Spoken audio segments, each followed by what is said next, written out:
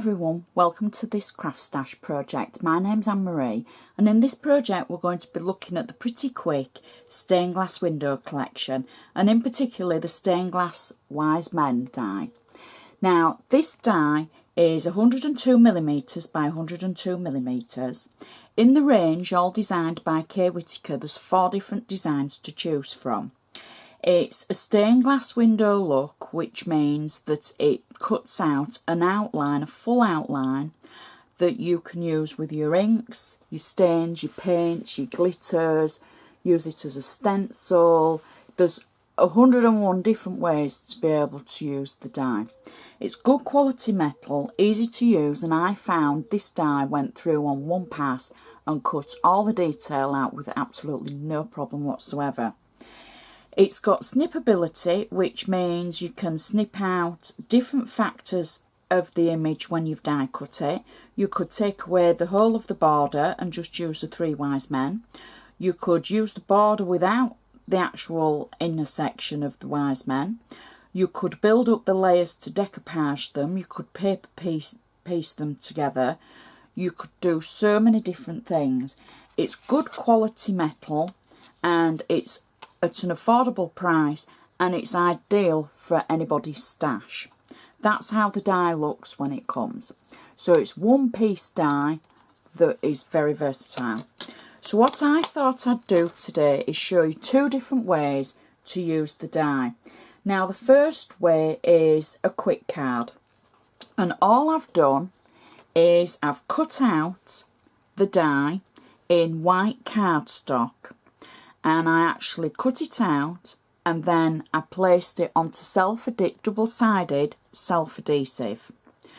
So I pieced back all the details of the 3 kings so you can see how it's picked up all the fine details, and once they were back in place then I used superfine silver glitter for the rest of the area, because with it being double-sided adhesive it will pick up on there, but not the areas that you've paper pieced back in.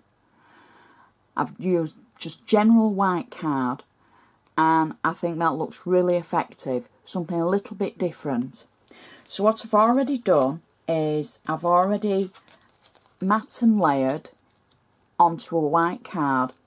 I've matte and layered and I've added a little bit of ribbon just at either side on the first layer, so I can peel away the back of my adhesive, and then that will act as the adhesive we're going to use to stick it on the card front. And very carefully I'm going to position that and try and get it nice and straight, and there we go. Add that onto my last layer. And then just to finish the card off, I'm just going to add a little satin silver bow at the top. And that's idea number 1. So idea number 2 is a little bit, we need to do a bit more work for that, shall we say. So the first thing I've done is I've made a matten layer for my card, and I've used Dove Craft paper for this. And I've also used a piece of ivory card, and then I've inked it around the edge, because this idea is going to be a little bit darker, maybe I won't say grungy, but just a little bit darker in effect. So now we've got our matten layer. So I've inked the edge of the ivory and I've used gathered twigs at one side, and then I've used Evergreen Bough at the other side with old paper to be able to get that effect. So it's like an ombre effect. So what I thought was we would do some inking. So I'm going to get a sheet of scrap paper, and I've cut out the square the size that I need, and then I've die cut the 3 kings just in normal everyday cardstock, nothing fancy. I've used a quickie glue pen on the back of it, and I've left it to dry overnight. So it's tacky and it'll stick, but it won't stick down permanently. So I'm going to position that on top of the square that I've already cut, and just stick it down nice and carefully, so that then we can stipple ink into it. Now when I say stipple ink, instead of blending to begin with, if we stipple it in, that'll help with our fine stencil not moving. So this is called old paper. I've got a normal blending tool, and I'm just going to tap it across the top, because I want the stenciled look to begin with, just at the top. Now it's very fine in colour. I can see it going on, you might not be able to yet, but when we take the stencil away, we'll be able to see where I've been. So that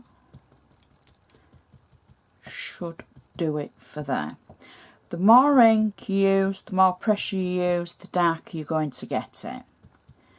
So then I'm just going to turn it round, because I want kind of like an ombre effect on my stencil, but I'm not too worried if they all blend in, as it were. I just want to get the colour on there to be able to get the effect. And we're going to go around the edges anyway with the gathered twig to darken it up when we take our stencil off. Now these dies from the stained glass collection make the best stencils to use with your inks and your pens and your watercolours, etc., because they've got the detailing and they're so fine with the detail. So the next one I'm using, the next ink, is Evergreen Bough, the same as colour that we used for the front, and I'm simply going to go all the way along, and again I'm not blending, I'm stippling, because I just want that kind of different effect. There we go.